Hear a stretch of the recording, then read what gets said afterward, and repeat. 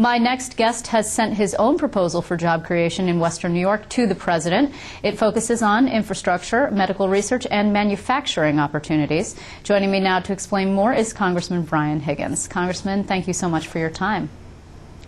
Good to be with you, Liz. So infrastructure, let's start there. You and the president actually seem to be of one mind. Of course, we don't know what the president's going to say specifically, but the infrastructure bank is something that the president is going to include, we understand. What is your thought on what you've seen so far from him?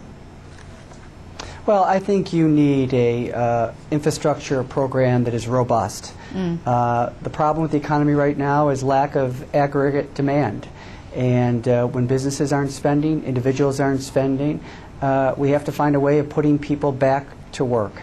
And putting people back to work will grow the economy, and it will create an opportunity for sustained growth moving forward.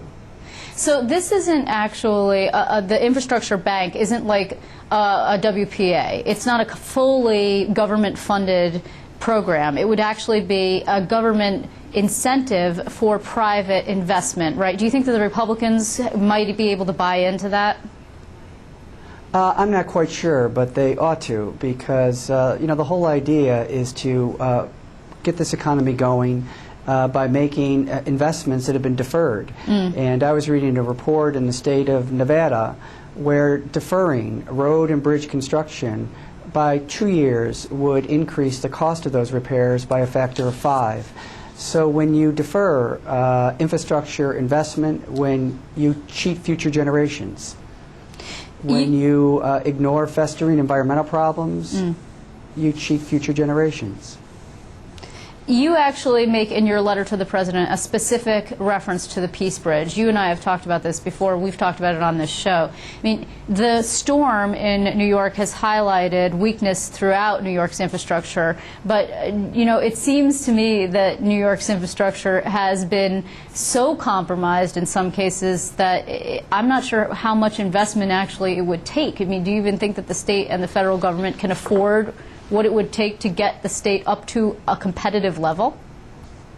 Well, they can't afford not to, because eventually you're going to have to address those problems. And unfortunately, with the Schoharie Creek Bridge, as you may remember several years ago, we responded to tragedy, and that cost us a lot more in terms of treasury, but also in lives as well.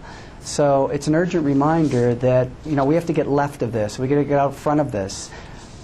We have to ensure that these repairs are made when they are needed and not deferred when they're more expensive later on and potentially pose a public safety threat.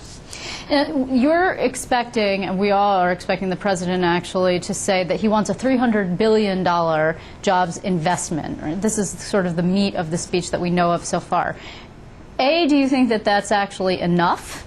And B, do you think that it's doable given the partisan divide in D.C. right now? Well, $300 billion in investment in infrastructure is not enough. It should be more. But it would be a good start. And the fact of the matter is those who oppose this oppose deficit financing, infrastructure building.